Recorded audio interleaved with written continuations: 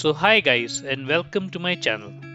This video is about my ride down the memory lane from Pune to Pratapgad Fort and back. After weeks of rainy weather, the Sunday was a day with perfect weather for a ride. I had just received delivery of the Rhinox Magnapod tank bag, which I felt was better off on the tail, keeping my tank free for the GoPro. Today was the first ride when I would be thoroughly testing it. I loaded it with a various assortment of stuff, like my new DJI mobile gimbal, my Swiss knife, my helmet visor, rainwear, water bottle, GoPro, two power banks, and I still had space for more. After participating in the KTM Independence Day ride, I had been included in a WhatsApp group with fellow riders, and I just posted there asking if anyone would like to join me for this ride. One person responded. I guess it's better than getting no response at all. I set out at 8 in the morning. Everything had worked out on time and smoothly, and I had a very good feeling about this ride. So I travelled till Khet Shivapur Toll Plaza, following which I planned to have breakfast at the McDonald's outlet. I reached around 9:20 when I received a message from my buddy for the day asking if I had reached. He probably thought that I would drop the plan because even after I had finished breakfast, filled petrol, he had still not arrived. He finally reached there just after 10 am. So after a quick fill of petrol in his bike, we set out towards Khambhatki Ghat. The last time I had travelled here on bike was way back in 2007, so I was fairly excited about the ride today.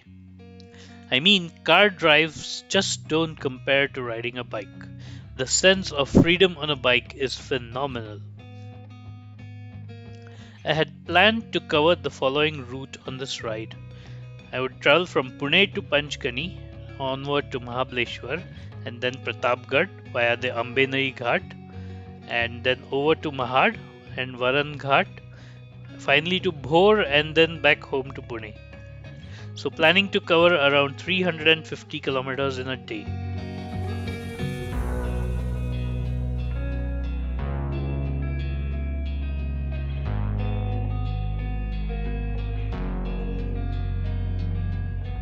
You can see what I mean when I am just cruising through all this traffic which is there in Khambhatki Ghat today. I didn't expect that it would be so crowded today, and I think it's a very good thing that I was on a bike.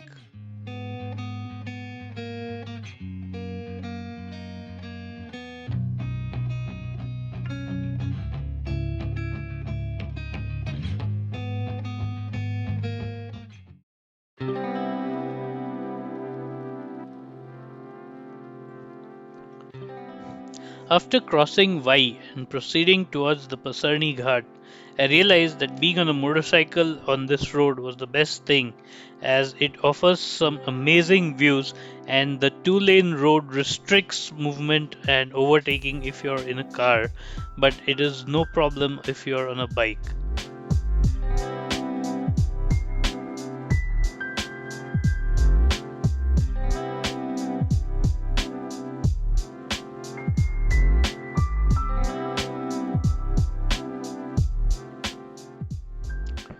My partner had not had breakfast as I guessed, and we took a brunch break at Mapro Garden, Panchgani, where I finally completed the ritual of having grilled sandwich and strawberry with cream after 4 long years.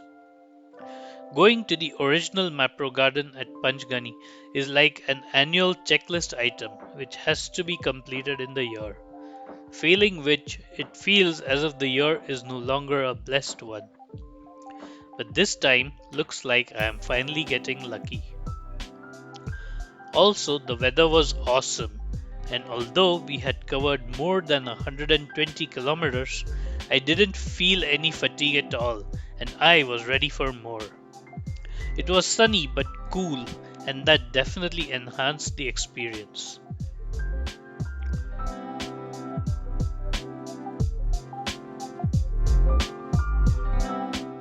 After a sumptuous brunch, we set out again towards Pratapgad Fort. The route down to Poladpur via Ambenari Ghat is breathtaking with dense tree covers on both sides of the road, covering even the sky, something like out of fantasy movies.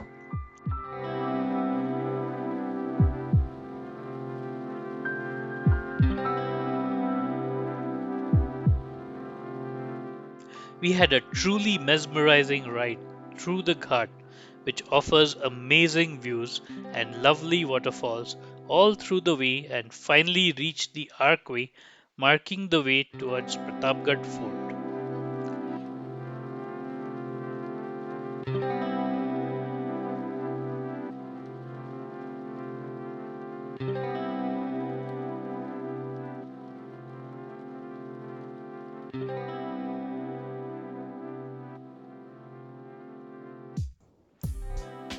Once you turn left through the Pravesh Dwar for the Pratapgad Fort, it's about 3.5 kilometers ride up to the base of the fort where you have ample space for parking.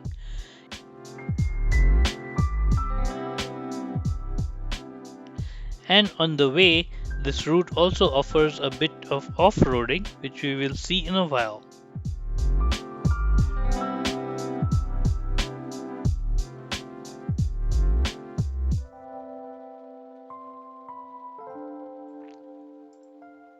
On the way up to the fort, towards the left hand side, you will come across a place called the Shivkali village.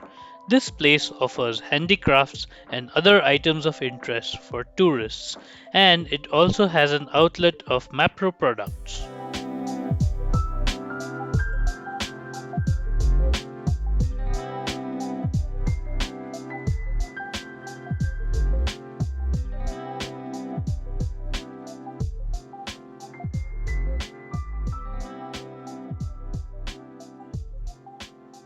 While the off roading here was not too intense, there were some steep climbs, and I had to be pretty careful when riding up.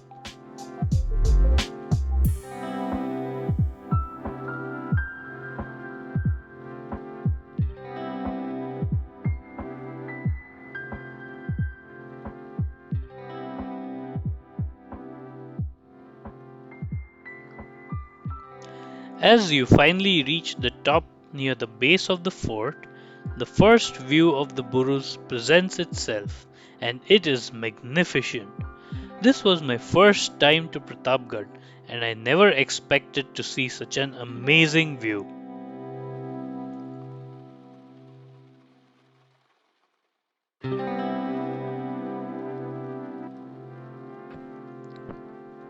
As you can see, even on a Sunday, there is ample parking space available.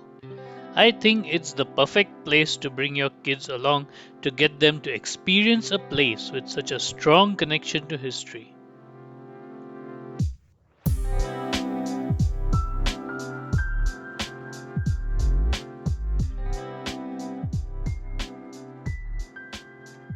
While you have to leave your cars down here, if you are on a bike, you can easily go further up till the first set of stairs leading into the fort.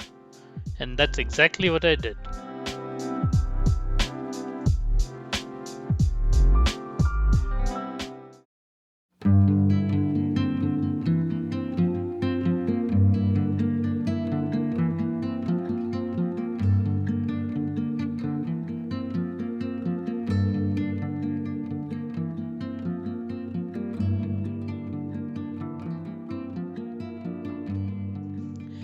If you notice the special way in which the gate of the fort is constructed, the entrance is really narrow and the actual way to the fort is on the opposite side.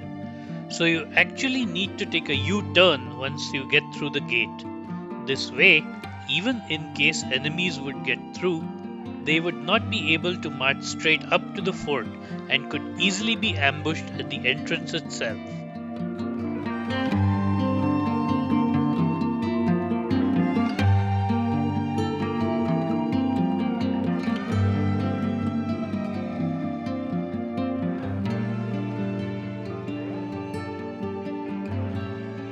The fort itself has way too many shops and restaurants, and I think the only place worth seeing is the Buruj of the fort, where the flag is hoisted. This time, though, there wasn't a flag. This Buruj used to be illustrated in school history textbooks from the time when I was in school, and the view is amazing.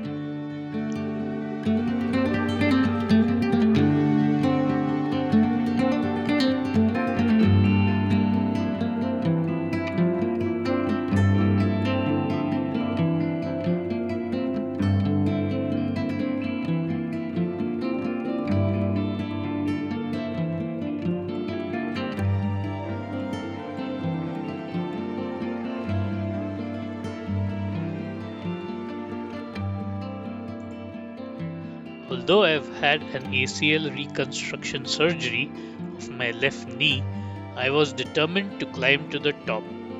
These ancient stairs are a lot taller than the standard stairs we find nowadays and presented a bit of challenge, but I did make it to the top.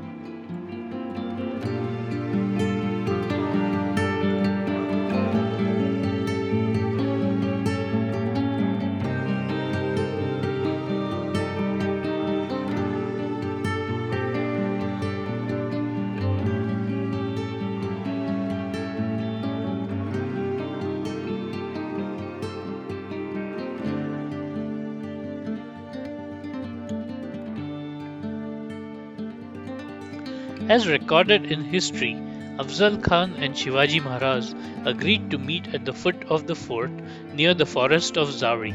Just look at the forest cover down there, even now. I bet it would have been even denser and more challenging in those times.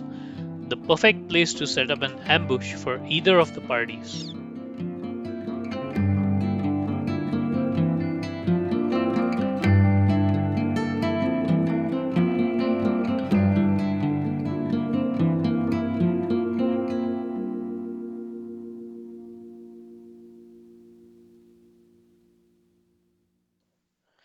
After enjoying the views from here, we proceeded back down and to explore the rest of the fort.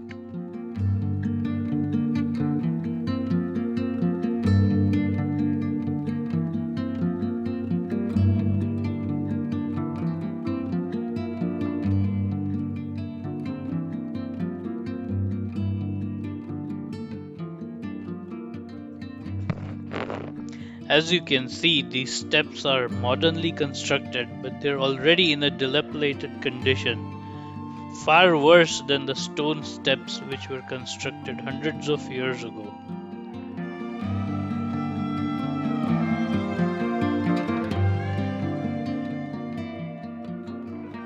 Once I was halfway up to the top, I was able to get this photo on another visit to the fort.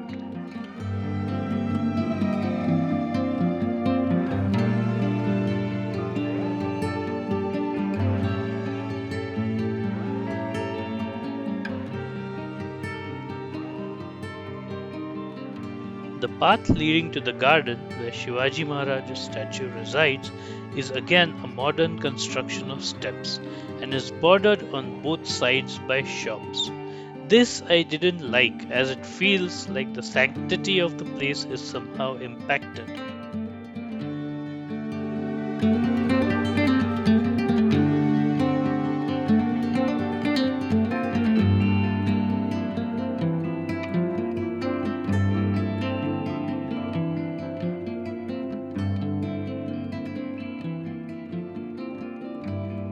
Besides the Buruj and the statue of Shivaji Maharaj riding a horse, there isn't much more to explore, and after about an hour, we decided to start the journey back home. So I would like to end this log with the view of this magnificent statue.